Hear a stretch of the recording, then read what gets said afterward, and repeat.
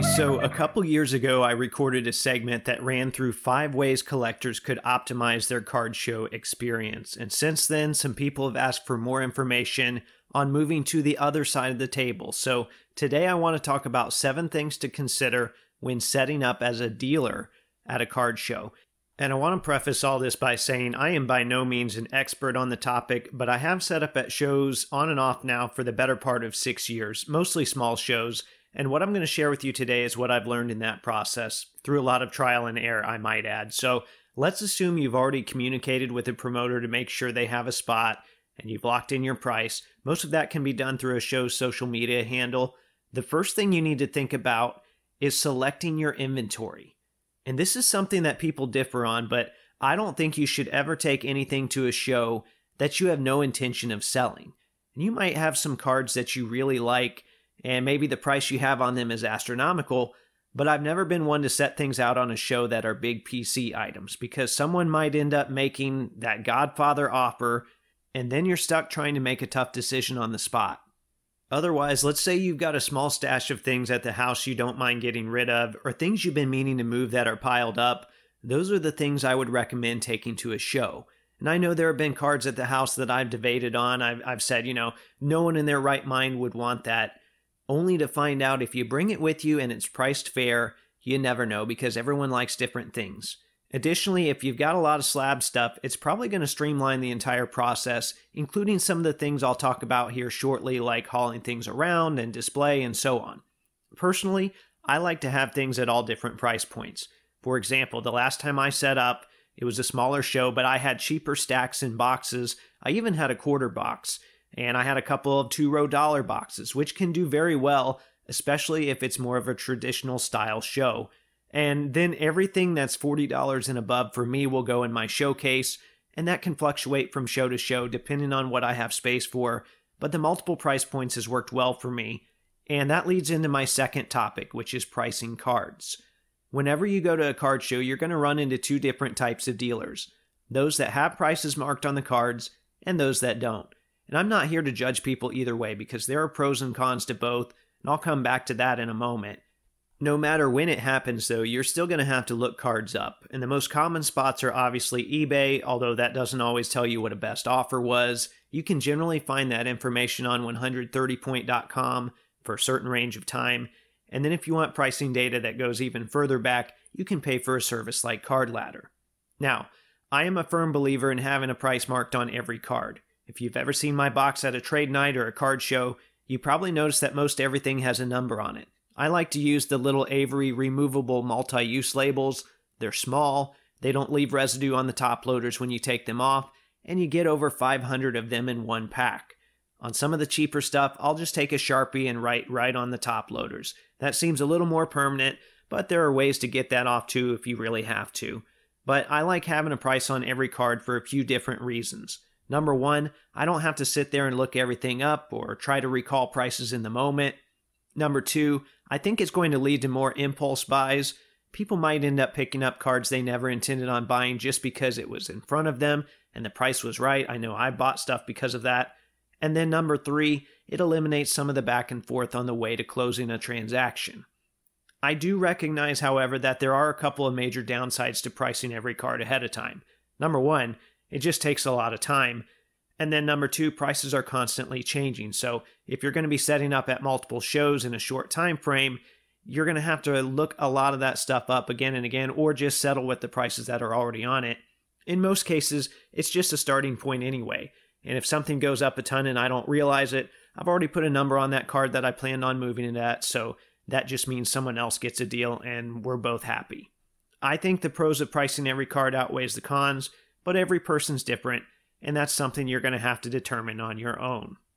Okay, once you've determined what you're going to bring and when you're going to do all your pricing, you need to think about transporting your cards. How are you going to get those cards from point A to point B? If you're somebody that deals with mainly slabs, this is going to be real easy for you. You just take your Zion case or your graded row boxes, you put them in your car, and you're done. If you got a lot of smaller stuff, it gets a little more complicated. Whenever I set up, I generally have a mix of slabs and loose cards. A lot of the loose cards are in old display trays like you might see cards sold in at Walmart or Target, and then I've got some row boxes as well. I try to pack as much of that stuff as I can neatly in one of those large plastic totes, keyword neatly there. And then I've got a little rolling cart I bought from Walmart for like 35 bucks. That comes in very handy when you're moving that stuff to the car. And then I throw the cart in the car too, because you never know what the situation's going to look like when you get to the venue, which leads to my next topic, which is arrival and setting up. And before I go too much further, I should also recommend eating a good breakfast and packing a peanut butter sandwich or something for lunch. I make that a regular part of my card show prep every time. It's hard telling what the food situation is going to look like sometimes. Every venue is a little different. And just because they've had food at a venue in the past doesn't mean they will for every show either. So with that being said, if the show you're setting up at is monthly and you're not in any sort of hurry, you can always go as a buyer and scope things out in the month before you actually set up. You might figure out the bathroom situation as well. And then in the process, you might also discover that the venue has some sort of a back entrance for dealers, or they might just enter in where everyone else does. Either way, it's not that big of a deal. Don't let this part of the logistics hold you up if you're wanting to set up, but I would recommend getting there an hour early so you have plenty of time to get set up. And once you find out where you're going, take your cart or whatever you're using and check with the promoter to see where they want you to set up, because they should always have that stuff mapped out ahead of time. I generally carry my empty showcase in first so I can set it on the table and not have to worry about juggling it with all the other stuff I've got. If you feel like you need a showcase, there are some promoters that will rent them out, although I generally only see that at larger shows, so that's something you'll want to inquire about ahead of time. Sometimes you can find old showcases on the secondary market. I use an old hanging bulletin board with a glass door that I've had for years now. It works just fine for me. I've also seen people purchase lockable magnetic dry erase boards from Amazon. I think you can get one that's 3 foot by 2 foot for about $100. The one thing you'll have to keep in mind with those is that depth matters. If you want to be able to stack cards on top of one another, that's probably not the showcase solution for you.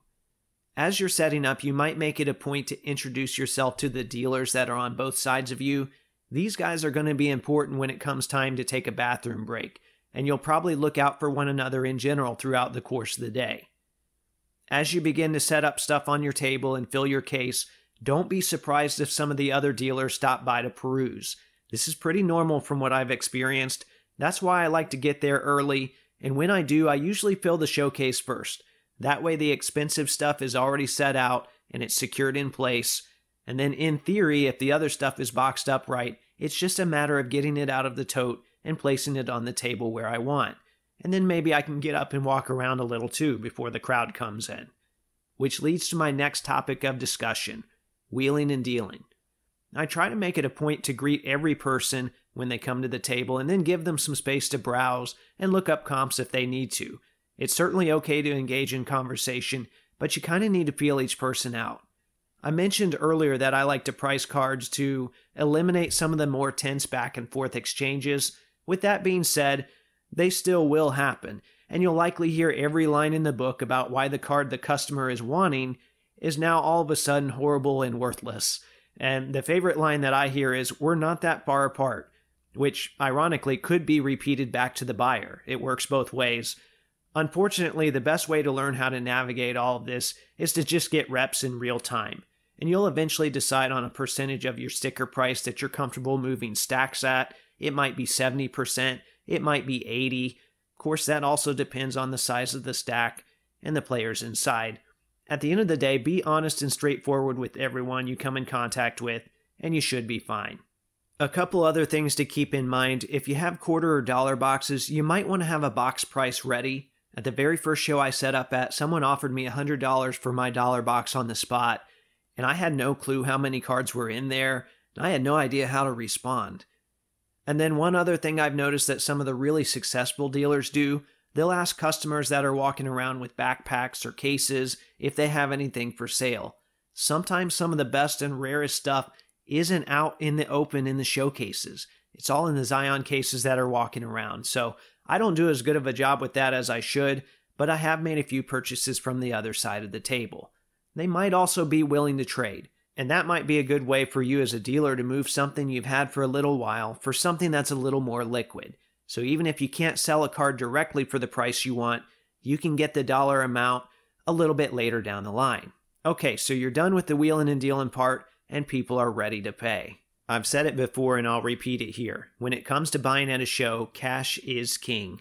As a dealer then, that means you need to come with an assortment of smaller bills so you can make change when necessary. If you go to the bank and tell them you're setting up for a sale and want change for $100, they usually do a pretty good job of divvying everything up for you. Or you can try going to your local grocery, buy a pack of gum or something small, and see if they can help you out with that as well. And people will ask about all sorts of payment methods. The most common forms I've seen are PayPal, Cash App, Venmo, and then sometimes Zelle. If you really want to go above and beyond, you can have little QR codes with those payment methods set up ahead of time. That's helpful, but not necessary, and not many people do that. You shouldn't worry about taking credit cards. It's really not normal for you to do that either, and a lot of venues have an ATM in the lobby anyway. I also saw someone ask my friend for a receipt for a $10 purchase at my last show I set up at. That's not normal either. You shouldn't have to do that, so don't worry about anything like that. Just make sure to give people a couple of options. I'd say if you're prepared to take cash and PayPal, you're good to go. Okay, so at this point, things are slowing down and the end of the show is in sight. Don't be surprised if you see some dealers packing up early. That doesn't mean you have to, by the way, but just keep that in mind. There's always a chance someone will come up to your table and buy something at the end anyway. And hopefully the process of packing things up is easy because you're leaving with less stuff than you showed up with, or at least you should be. Once again, make sure you paid the promoter for your table, double check your area to make sure you're not leaving a bunch of trash behind, and then you should be good to go home and relax a little. Because trust me, you will be tired. Even though there are some really enjoyable parts of this whole process, the physical component of moving all your stuff, and the travel, and the back and forth with people on pricing, it can definitely wear you out. So hopefully when all is said and done, you've had a good experience, and you can feel good about all the hard work you put in. So there you have it. I tried to pack as much info as I could into that short of a time. I'm sure there are some things I've left out. If you set up at a show and have some pointers I missed, feel free to add those in the comments. If you enjoyed this video or it helped you out in some way, make sure to like, comment, and subscribe. Remember, there are new episodes of the audio podcast every Thursday. And as always, thanks for watching.